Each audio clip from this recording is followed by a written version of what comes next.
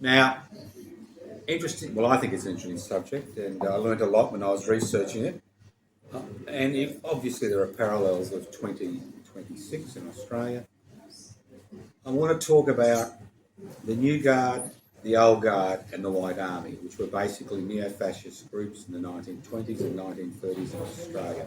Real neo-fascist paramilitary organisations with major government support. But I think any political or social or cultural movement, there's a background, and we need to look at the background in Australia. A federation occurred in 1901, and between 1901 and 1914, many progressive as well as negative pieces of legislation went through federal parliament, which put Australia at the cutting edge of the reformist agenda across Western Europe. Things like the Commonwealth Bank, Commonwealth Serum Laboratories, which were public enterprises which were opened by the Labor Party, the National Shipping Line, and the list goes on and on. Obviously, there's legislation regarding the White Australia policy, which is something we need to consider. So between 1901 and 1914, Australia was at the cutting edge of reformist parliamentary politics. World War I started in August 1914, and the Labor Prime Minister at that particular time promised the British Empire that they would fight to the last man and the last shilling to support the war effort, Britain's war effort. By 1919, 5 years later, there was a huge change in Australian society. And a figure that I found quite remarkable was, as we know, Australia is a colonial entity. There was a lot of trouble getting women into the country. And in 1914, there were 109 women to every 100 men. 5 years later, in 1919, there were 98 men for every 100 women. So what we saw was a major change in the demographic composition of Australia. Huge dramatic change. So what happened during those 5 years? What happened during those 5 years? That's something we need to look at, because that is the background to the rise of fascism in Australia in the 20s and 30s. So what happened in those 5 years? World War I. World War I, Australia's population was 5 million. 420,000 men of an eligible population of about 1.7 million volunteered to fight the war to end all wars. That's an extraordinary amount of young men. A significant majority were from rural agrarian areas. Now, of those 420,000, 62,000 died on the European killing fields in 4 years. At the same time, another 120,000 died of their war wounds within 10 years of arriving in Australia. So there was a huge dislocation in terms of the numbers of people in relation to the ratio between men and women. The second thing is that we all forget about is the influenza epidemic of 1919. That killed as many Australians as died in World War I, and the influenza epidemic, a little bit different to the COVID epidemic, basically attacked healthy young people. So we had over 40,000 Australians die within a year of the end of World War I. At the same time, we had a divided nation. When the Labor Party split under Billy Hughes in 1916, what we saw is that the country's resources were primed to assist the war effort. But the only way they could financially support the war effort is by taking loans from British corporations. Right? So at the end of World War I, there was what was described as the war debt. or the blood debt. A lot of Australians talk about the blood debt. Now, Billy Hughes may have been a big man in Australia, but when he went to Europe and England, he was seen as just a lightweight idiot. And when the armistice was declared and Europe was divided up amongst the armistice powers, Australia got nothing, apart from the German colonies in the Pacific, which included New Guinea and Nauru. There was the British corporations refused to, refused to cancel the war debt. So there was huge interest payments on the millions, tens of millions of dollars, which had been borrowed from British corporations to finance the war. At the same time, the nation was divided because of the conscription referendums in December 1916 and November 1917. So you had a divided nation. At the same time, when returned servicemen and women, and mainly servicemen, returned from the European confrontation field, they found that their work had been taken by those who refused to volunteer. So there's this division between those who volunteered, those who didn't volunteer, a division between those who voted for conscription, those who didn't vote for conscription. There's the huge death numbers, and that's, as I said, you can actually look at the number of men that died during that 5 period. 109 women to 100 men, 1914. 1919, 5 years later, 98 men for every 100 women. Huge changes. And this is a population of 5 million. At the same time, Australia received no recognition financially regarding cancellation of war debts, or even in terms of receiving compensation for their participation in World War I. Now, when the returned servicemen returned, they were basically returned to a situation where a lot of them didn't have any jobs. They had no prospect of jobs because of war inflation. With war, there was inflation. We saw the general strike in 1917 on the eastern seaboard fighting against inflation. And so they were basically at a loss. And it's not unusual when you go through the newspapers of the periods to see riots which occurred in 1919 and possibly early 1920 by returned servicemen who demanded something. So what happened is the government was forced to introduce pensions for injured returned servicemen, and at the same time it promised anybody that had been involved in the war as a volunteer 50 acres of land. So what happened when these men returned? They found themselves, as I said before, not able to obtain employment.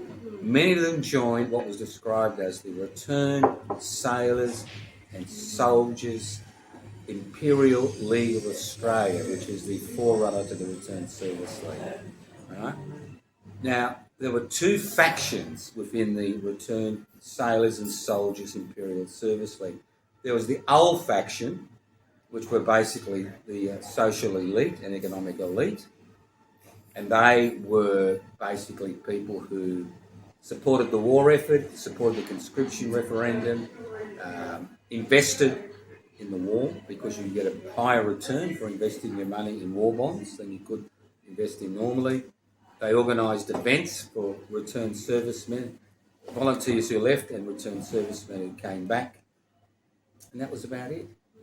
Now, what happened in 1917 as volunteers began to drift back into Australia, many with war wounds, they began to become the majority within the various branches of the Returned Sailors and Soldiers Imperial League of Australia. They began to become, and they wanted more practical compensation because of their issues regarding unemployment. So they were more focused on practical issues like getting the 50 acres of land for people who were volunteers, getting the pension that was available for people who were volunteers. At least people got some reward for their sacrifice. So there's this split, and you can actually call the split between the old guard and the new guard. This is the beginning of that split. The social elite and basically the workhorses, those who died on the front, who'd seen the atrocities, who bore the wounds, and who bore the cost when they returned. Now, so what happens? Well, Australia just basically grinds on for the next 10 years, but something important happened. The Stanley Bruce government was a conservative government that wanted to change the economic conditions in Australia because they wanted to create what's called a low-wage economy. A little bit like the work you're involved in, Paul, a low-wage economy, because many of the important industries, like the cement, were unionised, and we're talking about heavily unionised. You've got to remember that at that period of time, if you were working, it's not unusual to get 70 or 80% people unionised. Because in the early stages of federation, believe it or not, union members got preferential treatment as far as employment is concerned. So people joined the union. The Labor Party made that policy in order to strengthen the unions. So Stanley Bruce wanted to break the unions. And during that period in the 1920s, we saw significant physical confrontation in many workplaces, especially on the docks, because Australia was reliant on shipping for its exports and imports, not like today when there's other options, where he tried to break the unions. Now, in 1929, we saw the collapse of the economic system. Well, it was driven to its knees. We saw the beginning of the Great Depression. So we've got the situation, we've got these men, tens of thousands who are dissatisfied with the fact they fought this war for nothing. We've got divisions within Australian societies which still continue. We've got unemployment which is getting up to 25 to 30%. We've got a government which is trying to crush the trade unions and introduce a low-wage economy. At the same time, we saw a huge increase in immigration. In the 1920s, the average number of immigrants that came every year was around 120,000, which is equivalent to about 750,000 today. And these men came in, mainly men. Many were refugees from Europe, from Germany and Italy, and Spain, and they came here basically to make a buck. And they were used as cheap labour, which again drove wages down. And we see riots in Kalgoorlie and other parts of Australia between working people, believing the immigrant has taken their job. So you've got all this dissension. But in 1929, after the Depression, people elected the Scullin-led Labor Party in 1929. At the same time, this is important to remember, that in 1927, between 1927 and 1929, Jack Lang, or the big fella, was elected as Premier for the first time in New South Wales. Now, he had been a Member of Parliament since 1913. He was elected as Premier in 1927, and he tried to introduce a more radical agenda. And they had a faction within the Scullin Labor Party which wanted to stop paying interest on the blood loans, the money which had been, borrowed during the First World War to, pay for the war. The Scullin Labor Party, the majority of the party, wanted to continue to pay because they were pay the interest because they were concerned about the ramifications if they didn't pay.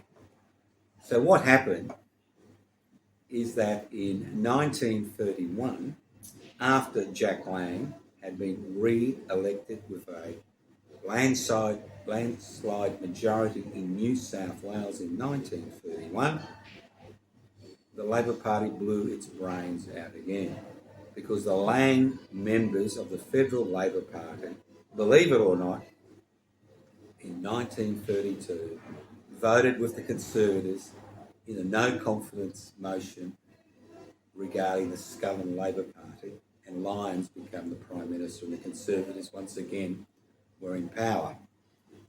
Now, at the same time, we're seeing increasing unemployment. The unemployment workers movement is increasing. The anti-eviction struggle was increasing. And the Communist Party was increasing its grip in Australia because of the Depression. And you've got to remember that in 1919, going back to 1919, the Australian government sent troops to Russia to fight with the White Russians against the Bolsheviks.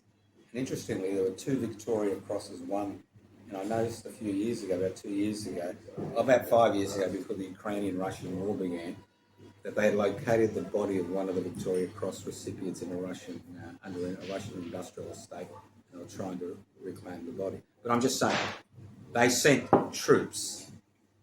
So you've got this fear within the establishment. You've got increase in unemployment up to 25%. You've got the militant unemployed workers union, an anti-eviction movement, a radical Labor Party in power in New South Wales. And what we saw is the re-emergence of what were described as citizens' forces.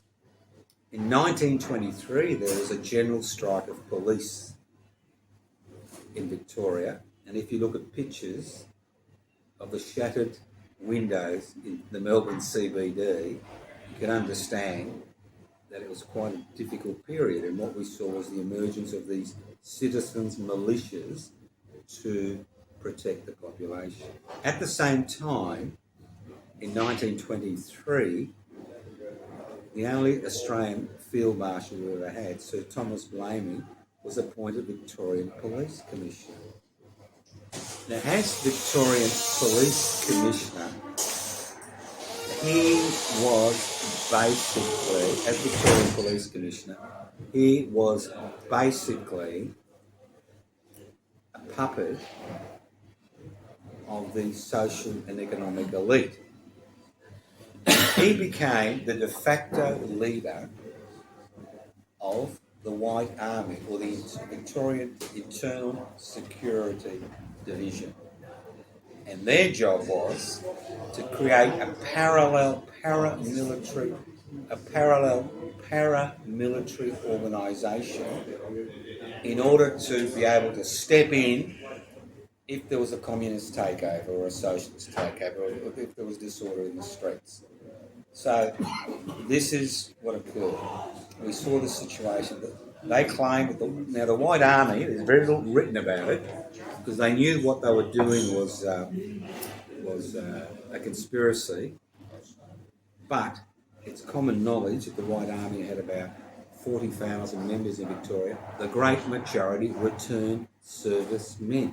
Dissatisfied returned servicemen, because by the end of the 1920s, 95% of the soldier settlements were found to be kaput. People couldn't make a living on marginal land which was given to them as a sop for their participation in World War I. So obviously, people were concerned about their future. So what we saw, an interesting little sideline you'll find is interesting, that in 1931, in May 1931, there was this rumour that the communists had taken over Sydney and they were marching towards Mildura. And the citizens' militia, the White Army in Oyen, dug trenches and set up military guards to repel the communist invasion from New South Wales. Obviously nothing happened, but it was interesting that they were that organised. So a lot of people think of the White Army, the Internal Security Division, as some type of, dad's army. They weren't. They were involved in breaking up unemployed workers' meetings.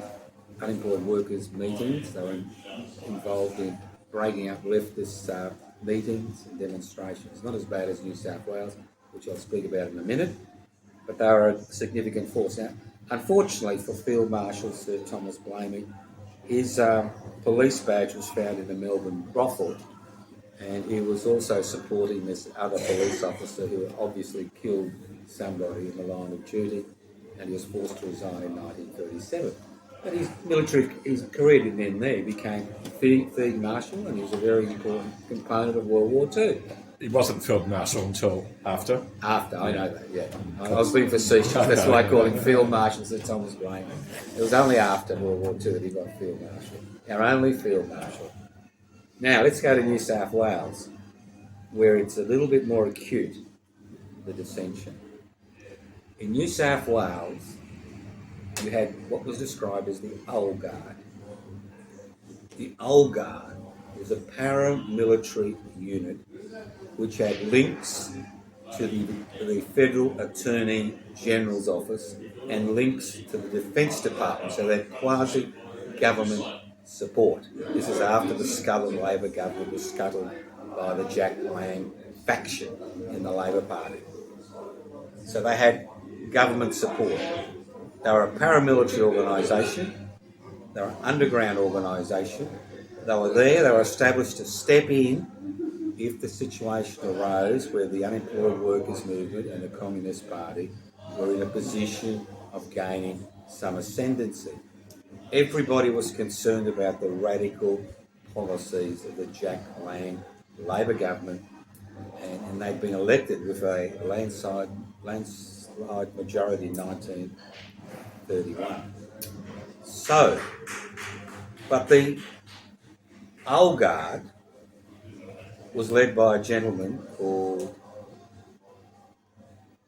James Hearn. And he was a very distinguished returned serviceman, mentioned in dispatches over 15 times, wounded on a number of fronts, led the charge at Lone Pine in Gallipoli, which is one of the most brutal encounters that occurred in World War I. And he was called Cast Iron Jimmy.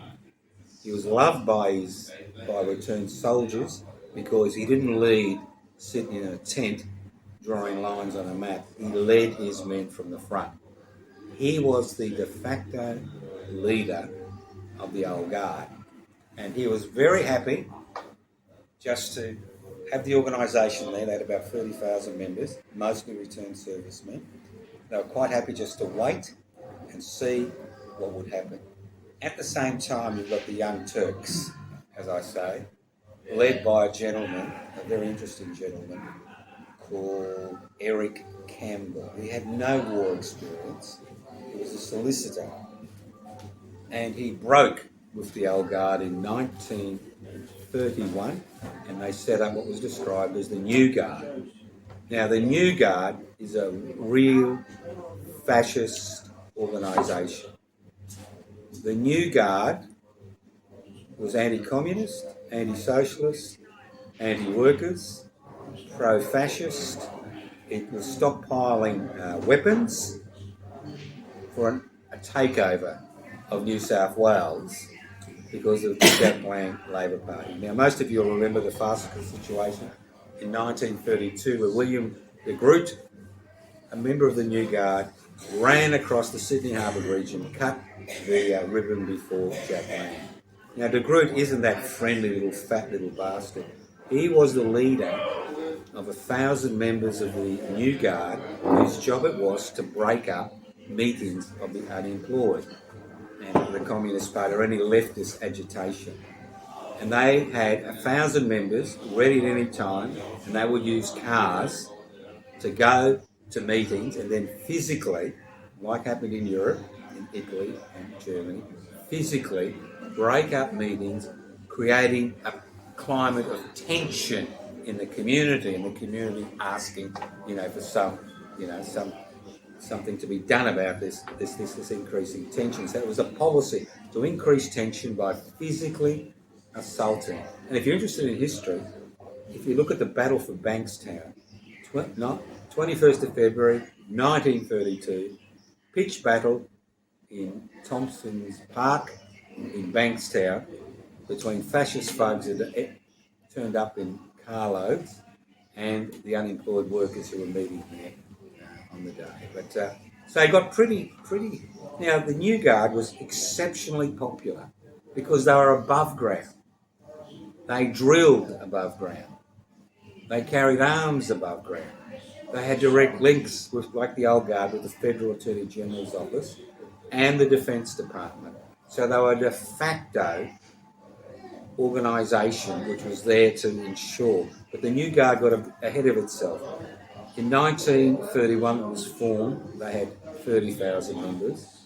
In 1932 they had 80,000 members, and fortunately they didn't have enough money to actually buy uniforms for everybody, because they wanted to be uniformed and march in uniform through Sydney. And in 1933 they only had 1,500 members. So what happened in 1942, which is interesting, and I'll explain that. So they were on the ascendancy, and we had some extraordinary members of the New Guard. People like Charles Kingsford Smith, the aviator, Charles Ulm, the aviator. I think it was Ted Watson, trade unionist and wife of Adele Pankhurst, the suffragette. You had a major general. So you had all these people in the New Guard. But the New Guard was an interesting organisation because it was based on democratic, voluntary principles. As long as you agreed with that you're anti-communist, you were pro-royalty, pro the imperial system. What happened is it was divided. This is interesting because it was a voluntary. And you've got to remember, the 420,000 members Australians who went to the World War I, they were all volunteers. Conscription, plebiscites were both defeated. So they were volunteers. So volunteering was critical to these new fascist groups. It was based on semi-military lines, but not military lines like the New Guard, the Old Guard, which was a professional organisation.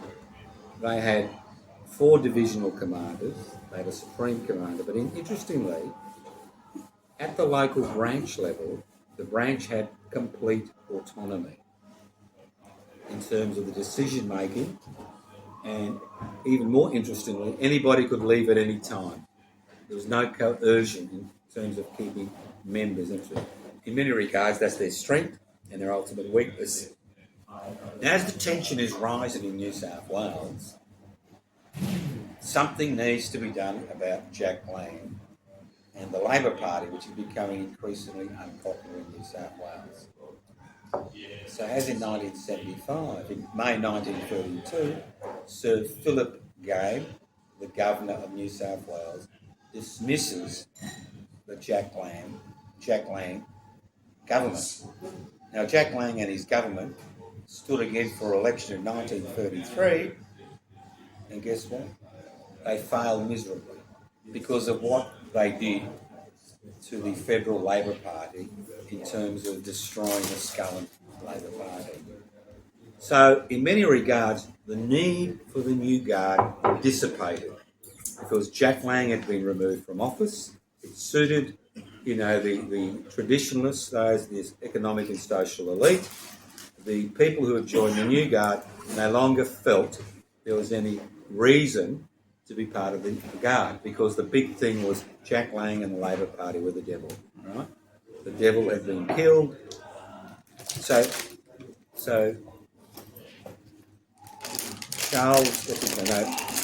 Eric Campbell decides to go on a jaunt in 1933 to Western Europe. And who does he chat to? Who does he have official meetings with? Oswald Mosley, the British fascist. He had a meeting with von Ribbentrop, who was the Nazi foreign minister. And then he had a meeting with Achille Schulter, who was Mussolini's secretary. So he was most impressed by the Italian fascism, which is based on a corporate fascism. It's about fascism having an integrated with the corporate world, right? It's about having experts rule. He wasn't that interested in Nazi Germany because obviously they had all their little picadillos in terms of, the final solution, all those things which he found unpalatable. So he came back to Australia, formed the Centre Party, they decided the Centre Party because the New Guard had evaporated. they decided to be part of the 1935 New South Wales elections. By that time, there was not much interest in what they had to say. They only had enough money to stand in 5 seats. But they received about 15% of the votes in the 5 seats they stood in. This was Eric Campbell couldn't stand the loss, and he kind of disappeared in the pages of history. But he didn't die until 1974, and he kept saying what a great thing the rear guard was. But interestingly, as the Depression waned, what we saw is a greater fascination with fascism among Australian politicians at the state and federal level. There was a gentleman, I think his name was Worth, I can't remember his first name, he was a minister in the Victorian government who did an article in 1933 in the Melbourne Herald, that auspicious publication which no longer exists because people don't read anymore. It's the Sun News Pictorial, don't forget the News Pictorial part about it. And that why he was a fascist. I didn't kind of blight his career. He had actually a cabinet position in the Menzies post-war government. So there was a lot of sympathy for that type of centralised authoritarian governments. Now the old guard disappeared. So the old guard kept functioning until 1952. 1952. So fascism, the history of fascism in Australia is interesting. It's interesting now because what we're seeing is a transition from neoliberalism to neo-fascism. And we saw the same situation to some degree occur during the 20s and 30s when there is social and economic dislocation. Neoliberalism over the last 50 years has been a total failure as far as the majority of people are concerned. It's brilliant. Deregulation and privatisation and corporatisation and globalisation is brilliant for people who are millionaires and who want to become billionaires. And the fastest growing section of acquiring wealth in Australian society is people going from millionaires to billionaires. I think we currently have 187 billionaires in this country. That's 1,000 million. So it's been great because the government has stood aside from corporate interests and allowed them to dominate the economy. But all those wonderful things that were going to percolate to ordinary people haven't percolated. Living standards have dropped. People become marginalised. People who pay their taxes, go to work, obey the law, are considered to be losers in Australia in 2026.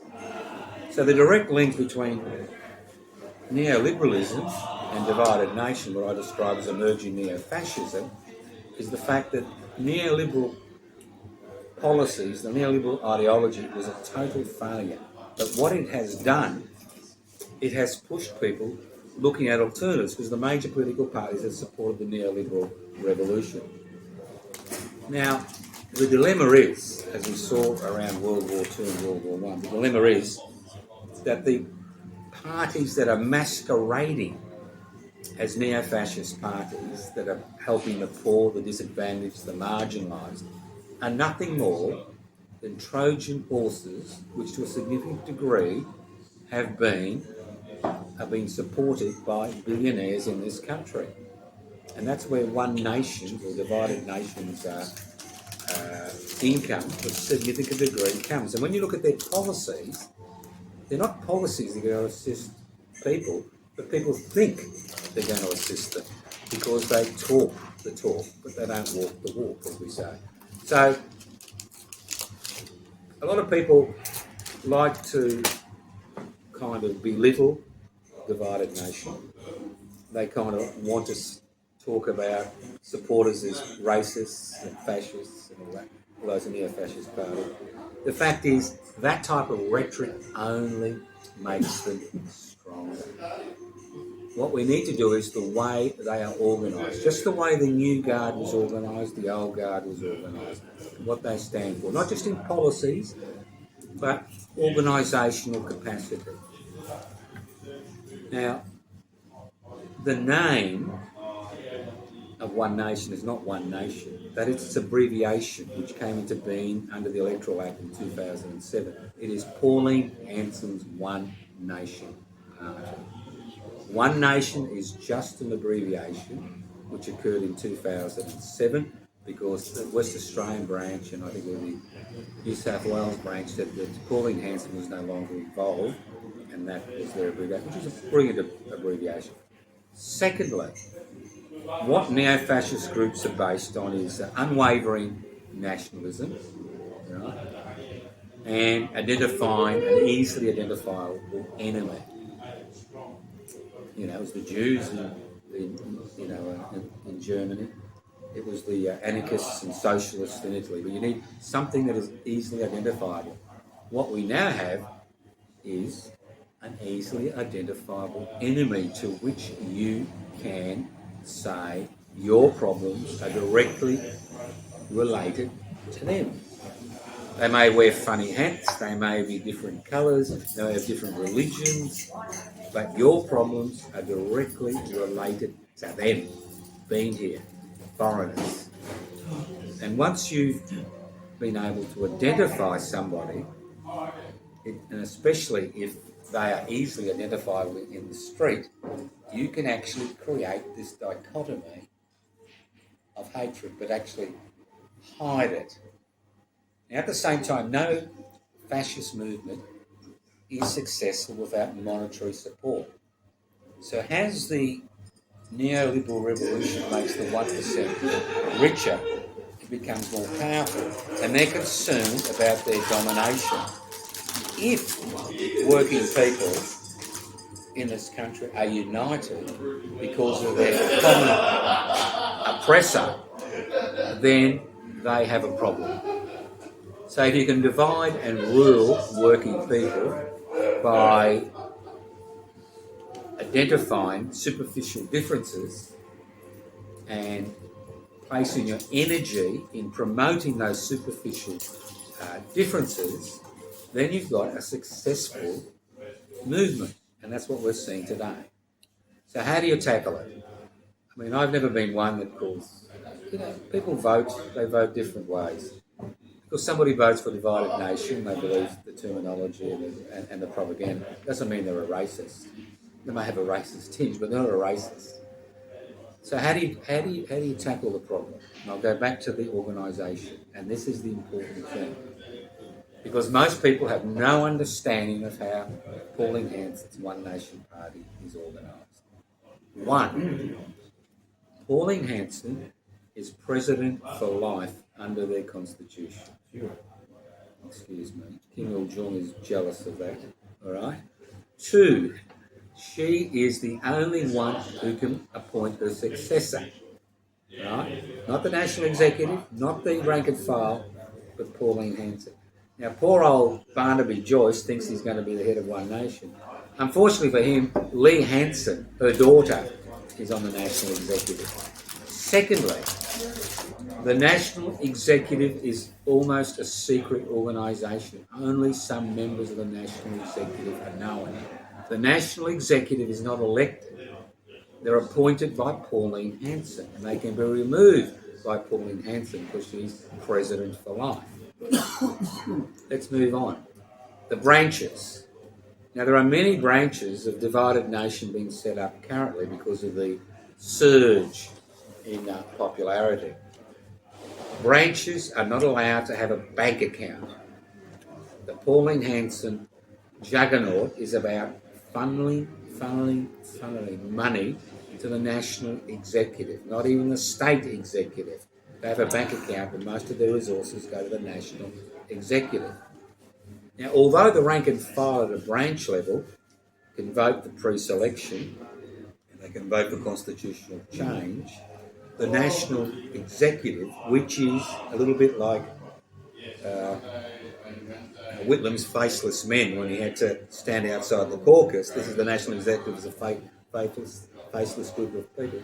The National Executive can, irrespective of the majority of the branches that voted for a particular constitutional change, they can deny any constitutional change. because constitutional change is not decided by the rank and file. It is not decided by the executive, the state executive. It's ultimately decided by the national executive that are handpicked by Pauline Hanson. Now, poor old Kim Il-jung in North Korea will be very jealous of this arrangement because he's got to work through the Korean Workers' Party, which is a little bit harder, to manipulate.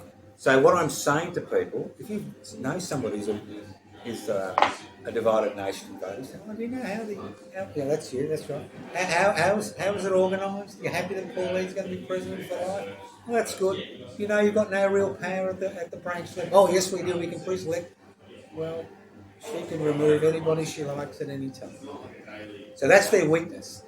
That's why when they got all those seats in Queensland 30 years ago, they collapsed within 3 years because there is no democratic element to their party structure. Even if they gain significant number of seats, unfortunately in the Senate will be for 6 years, the fact is, because of the lack of a democratic structure, many of their people will desert. As we saw Clive Palmer and the senators that were elected under his ticket, all of them except one, I think, deserted. And that's the dilemma. You can't fool people indefinitely, especially people who are putting their money and their energy into a branch structure because they believe that the divided nation party is going to make real changes for them. Now, initially, it may not be important, but once people get elected, it becomes fundamental. If people who are elected are treated like basically children who are told what to do and what to elect. Even now, the senator for Queensland, the climate denier, whatever his name is, Malcolm. yeah, he's causing The Gobble. Yeah, he's causing them trouble. It's because people expect. It doesn't matter whether it's a fascist party, a liberal party, a Labor party. In Australia, if you're involved in a political organisation, you expect some democratic control of the process, and you can't keep that type of party together. And that's the dilemma, and that's why people say, why did it collapse in Queensland so rapidly? Because they're relying on one person to set the agenda. Now, everything that Hanson said today, and I haven't listened to his speech, but I can imagine what it was like. I'm an old man, I haven't got time to waste listening to garbage. I can imagine everything that she said is things that she believes. For example, her anti-worker sentiments are based on the fact that she ran a small business, a fish and chip shop. You would think the fact that she mentioned that 50% of Australians have one parent who was born overseas, as if this is some type of disease. It really needs all those Italians and Maltese and Germans and English people out there who think that party, divided party, is their party. They need to think again. And so what people are hoping is that, the trouble with the divided nation revival is it's happened too quickly in the electoral cycle. And what we're going to see over the next few years, hopefully in Victoria in the next 6 months, we are going to see a reaction against the policies that they are promoting. Because ultimately, in Australia, when people vote, they vote through their hip pocket. I hate to say this, they don't vote on ideology, they don't vote on compassionate grounds, they vote about how will this affect me. And if you've got political parties that are going to take away things that people have won, like Medicare, NDIS, and the list goes on and on, well then you're going to have problems convincing people. And that's the history in Australia. So all I can say is I am confident this is a blip in our history as a people, and that we will rally and we will overcome it. But the important thing now, even if we don't overcome it, is we can't give up before the struggle has begun. And I'm so sick and tired of seeing all these so-called activists saying, we're doomed, nothing's going to change, they're going to become Prime Minister. This reminds me of the Bjelke-Petersen for PM push in the 80s, which came to nothing. It's the same push. Now, I could be wrong, and if I'm wrong, I'll be enjoying a prison cell for my old age. But if I'm right, I'll be. Paul's going to buy 100 drinks for people who come to these lectures next year. You did promise, Paul. I've got witnesses. How much is one of these? About $10, isn't it, mate? That's a grand. We promised people 3 beers. So, any questions, queries? Look, it's a fascinating history. But movements come and go. How come there was from 31 to 32 there was a big difference from 80k to going right down to do with? Well, because the Jack Lang Labor Party, which was seen as the devil incarnate, was removed from office by Sir Philip Game, the Governor General. So, in many regards, I think this was a ploy. People were using the threat of the New Guard dissension, which was occurring because they were beating people up. One of the factions in the New Guard wore Ku Klux Klan, things. Yeah. And they went into the secretary of the Trades and Labour Council of New South Wales, beat him up, and menaced his family, and they began to lose a little bit of support. Interestingly, every local branch had a democratic structure, but there was what they called a fascist. There was the fascist branch, and nobody knew anybody in that branch. Everybody wore a Ku Klux hood and garment when they went to their meeting. They were identified by the pack of cards, numbers, but there was only one problem. They didn't use queens in the pack of cards. So you can imagine, if you're unemployed or you're a left-wing activist or even an activist in the 32, especially in New South Wales, you basically were going to have the shit beaten out of you by these roving, what I call, they're like roving picket lines, but roving fascist bashers, which were coordinated by Mr. De Groot.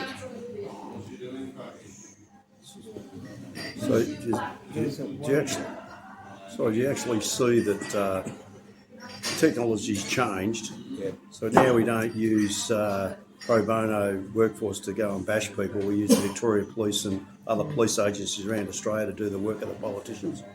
Well, they used to do that in 1922. 1930s, you had Sir Thomas Blamey was the head of the Victoria Police and he was the head of the White Army. We had many of the recruits into the New Guard were New South Wales Police, returned servicemen. They had links to the Defence Department, the Federal Defence Department. Access to weapons. Oh, they had weapons. They were stockpiling weapons. They were waiting for the big moment. Yeah. Now, if Lang hadn't been dismissed by the Governor General, and he didn't even protest because he knew what was on the agenda, they would have just physically attempted to take over. It would have been a bloodbath. And my question is, I've been around 73 years, is that do Australians really understand what happened with the Governor General in Whitlam? No. Well, I'll tell you a quick answer to that is that Pine Gap has recently been challenged, and American interests have been challenged, and CIA sent a direct directive to the Queen and said, if you don't get rid of Whitlam, you're going to regret it. And so they sent out a new Governor General, and he dismissed Whitlam because he wanted Pine Gap gone. It costs us $2.8 billion a year in diesel, and the same as Exmouth Golf costs us $2.86 billion a year in diesel. And those military installations are supplied by our taxes. Yeah, well, I agree with you, except for one point. I don't think Queenie was involved. You just chat to her secretary. Because if you look at the papers that have come out, it all went through the Queen's secretary, who obviously would have advised her at some stage. So who made the executive decision for a governor, the new governor? No, the secretary would have made the executive decision in terms of telling the Governor General that this is the way to proceed. And I agree. I think the main reason was that Rex Connor at that particular stage was thinking of nationalising the mineral resources in this country. And that's what really freaked them out, not just Pine Gap, but the fact there was a policy they were going to nationalise. Because look what's happened now. The Labor Party's passed some piss-weak legislation, got rid of negative gearing, minimal changes to the capital gains law, and it's as if it's the end of the known universe. The end of the known universe. And that's the problem in this country. A lot of people think that it affects them directly. it doesn't affect 95% of Australians, capital gains tax and negative gearing. Yeah, that's right. Yeah, I'll give you an example. The last election, a patient of mine, poor old lady, she said, "Oh, Joe, I've changed my voting patterns." Obviously, as a doctor, you don't interfere with voting patterns, but you just listen. And she said, "I've voted for Morrison."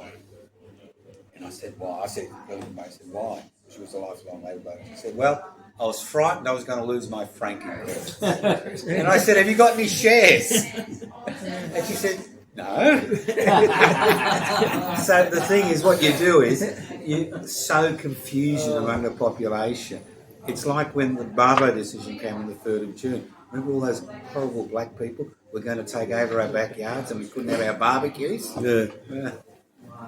So this information is nothing new. But the difference now is you're quite right.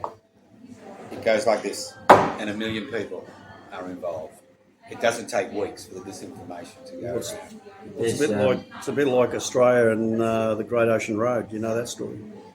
What, the SUSO workers? Or? Well, you had a lot of returned soldiers from World War One, and yeah. they didn't own property, they didn't own farms, they served the country. They needed a job, so they got them into doing hard labour with crowbars and picks and shovels to build the Great Ocean Road. Only 7 of them died on the job, and no super, no support after that. So, and then this flips the other way, and then you look at Western Victoria towards Mildura, you opened up the land with what? Soldier settlers. And some of that land, even a camel couldn't survive on it. So what a disgrace to Australian legacy to treat your veterans like bacteria. It took 10 years for most of the veterans to realise they'd been sold. They all tried very hard. Kooyarrup, the swamps there were drained. There were soldier settlements at Kooyarrup. Sale, soldier settlements. West Australia, soldier settlements. 5%, if that. French Island, if you're ever interested in going to French Island, soldier settlements. People were given land there. It's sand. And now they've been kicked off completely. Well, they just Same as Phillip Island. Yeah, they just disappear because they can't make a living. Well, Delwit is buying back the land from freeholders in French Island as we speak. And Kylie Minot, her family owned a truckload of land on French Island, and that's all been bought back by the state of Victoria. And so the ideology is to try and turn it back to a nature park or whatever you believe. And my simple answer is, with all the arguments going on in Australia, why don't you turn it into Alcatraz? It was a prison. Turn French Island to Alcatraz. Too many mosquitoes. Nuclear reactor Well, on French It was a penal colony, but it was closed in the 50s. It turned into a youth hostel. Yeah.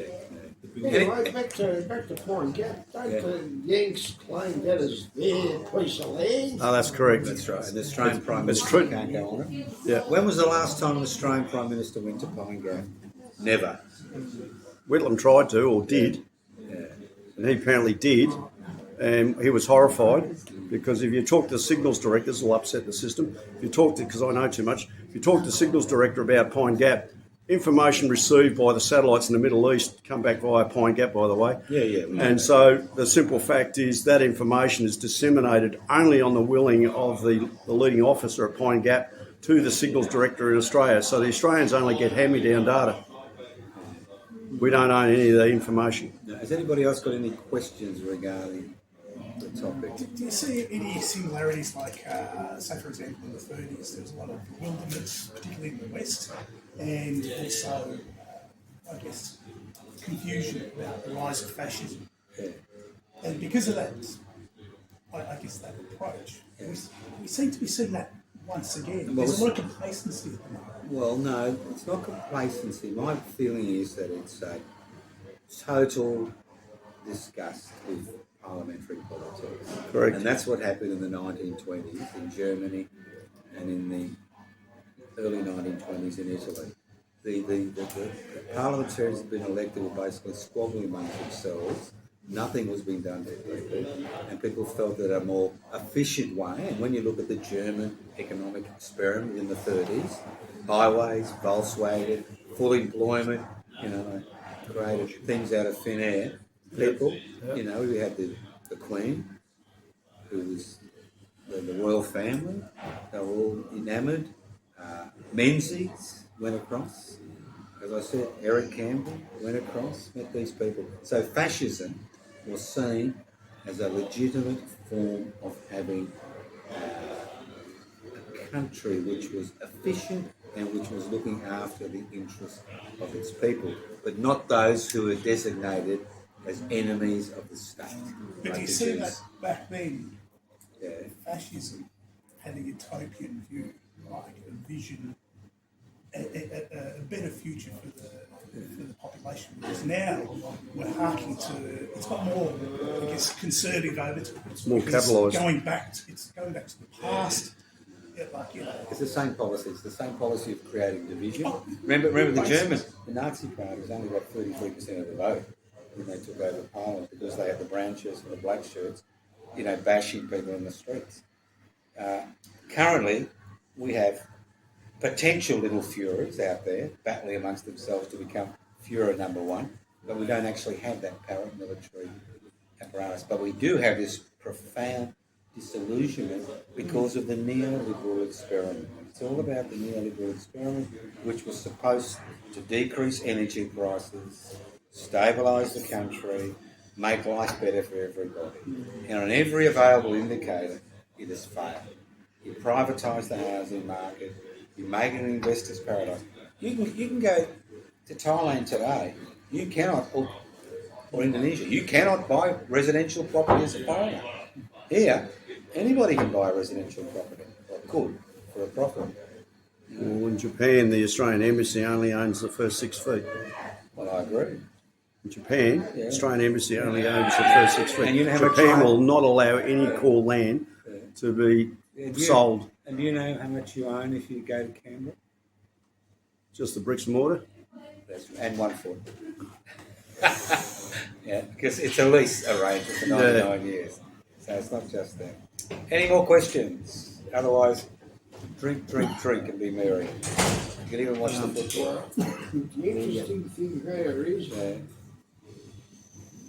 there's people that work and there's people that don't work, and the people that don't work make money, and the people that work don't make any money, and the people that work are getting suckered, ripped off, and they're just Well, the simple, you just shit on them, right? the simple. Pay your taxes. The people that work, that don't work on me, are the ones that, how do we say, it depend, you know what I mean? But they can't afford to live. No, depend, how do I put this? Depend on The white investment. collar crime. Yeah, no, they depend on investments, like the old good old Yeah, days. they're doing their investments, they're bloody, but the way that they go about this, they abuse the people that do the work. These people that actually make the money, they don't work. They sit on your ass, do a little bit of paperwork, and Bob's your uncle and the money rolls in. And that's what this capital gain tax changes are about, is to ensure that people who make an income by working and people who make an income by investment pay the same rate of taxes. Because that was brought in by. And they're complaining, yeah. I know this shit because it's happened to me. Yeah, what happens to them? Yeah, and you know who does it to you? Who? Your family. That's where it comes from. No, hang on. Your no. family, maybe, No, but not mine. no. Not mine. There can be people in the bloody family, and they are so different from each other. You wouldn't Well, even I'll put it really And they got the knives out. simple to the whole meeting. The simple fact in Australia is: do you get fiscal training in grade 6? No. Do you get fiscal, so financial? Managing your income, you work so many hours, you split that down, you put money into a safety deposit box that's going nowhere. So do you understand that there's some people now investing in American S&P 500 and making $43,000 a month by investing in S&P 500? So the whole problem in Australia, top to bottom, is your education's a failure on every level. I got out of it as quick as I could because they're idiots. At the end of the day, the end of the day, the simple fact is, what school system in Australia teaches about fiscal management? Oh, you have to select a course. No, like first aid training, second level Israeli first aid training, where do you get trained how to do resuscitation in any school system in Australia? Zero. Where do you get trained how to manage your bit of coin, your few coins in the corner? How do you turn that into $1,000 a month? By fiscal management. And there is none of that available to mainstream education in Australia, and there's your problem. So I assume you're fighting against the capital gains taxes? I don't have a problem with political parties changing policy if they advance that at the election point. What do you mean? You go into election and say there won't be any GST on food and da-da-da. Yeah, what was that party? Yeah, they're the ones that were conscripting people to go to Vietnam and then all that rubbish. And then at the end of the day, they said, oh, no, we won't have GST. Oh, we'll have GST on food, hot food, cold food. If you look at all the structures, every political party, every senator is a liar. Why? Show me any senator in Canberra since conception of federation has actually been hung around the neck, hung. Menzies should be hung, shot, quartered, dug up, shot, quartered every month. He's dead. Well, you dig him up and hang him again. Waste of time. Waste of time. Well, you can't hang a skeleton. Well, you can, but it just turns into a fast. But the longer the cut story is... forget about the past, it's the present I'm concerned. Well, the past is based on the future. And you look at 30-year-olds now, you talk to them, they're too busy paying their taxes. As this gentleman said here, they're so busy doing that now. They're not interested in politics. And I say to them, if you don't belong to a union movement, you don't. How do you have insurance for the car? You have insurance for the car, so you need insurance for you when you work. How can you take on barristers and QCs in court when you don't belong to a union? You can't. So at the end of the day, it's the same story. Where is the prevention of stupidity? There is none in this country. Well, there's a lot of people doing the best they can. They are, but a lot of people do the best they can.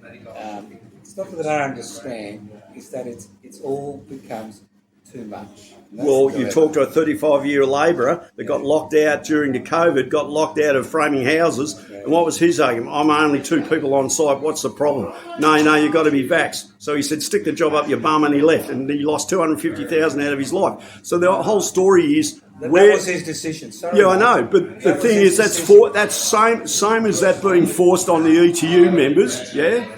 It's illegal. You have no right to force those sort of governances on unions at all. They are free working people providing their labour. Yeah, but it wasn't a governance, it was a decision you made. If you have a particular philosophical stance, you suffer for it. And that's what happens. I could tell you stories that have got nothing to do with COVID, where I've paid an exceptionally high price and I continue to pay I bet. because of my politics. But what I'm saying is that's an individual choice you make. Yeah. If I'm going to put it up, I'm not going to do the it. thing is, you make a choice to the bone, then that's on you for life. That's right. Not only. Yeah. So That's the choice we make. So the key. I'll tell you why I'm nodding about One Nation. Yeah. At my age, I've surveyed 300 farmers. They're sick of the National Party, right? Since 1995, they're sick of them. Yeah, well, okay. So they're all voting One Nation. Pauline's going to fix the farmers of Australia, yeah? Yeah. And then my biggest bitch in life is, what has the Greens Party cost us since conception? $2.56 billion for doing what? They're dole bludgers. They sit in Canberra and do nothing. They're the do nothing party. You've got mate, you're delusional. You've got an algal bloom in You've got an algal bloom in South Australia. You've got an algal bloom of pollution in South Australia.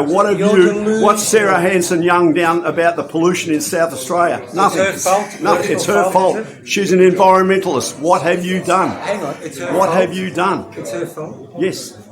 The algal bloom? Yes. You're crazy. No. You're mad. We don't have that problem in Victoria because you may next week. In Victoria, we censor all the drainage. Since 1985, we censor all the drainage into Port Phillip Bay now. It's all under EPA. It's her fault, is it? Yes, she's done. What's she done about it? Oh, she's attempted to get the federal government to do something about nothing. it. Nothing. Mr. Watts has done nothing. Is the Greens, are they the majority party? Well, I'd like to see your little pathetic mob. It doesn't matter. Your little pathetic mob turn up What does that party contribute to Australian life? Nothing. What does divided nation Nothing. contribute except Well, hatred? I got- What does it contribute? Well, exactly right.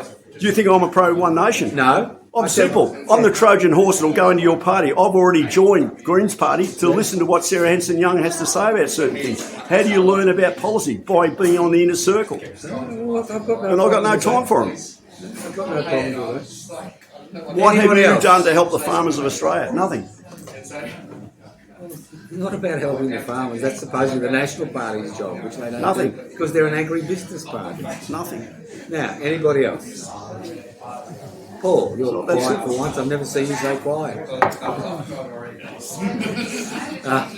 Adele, anything to say? No.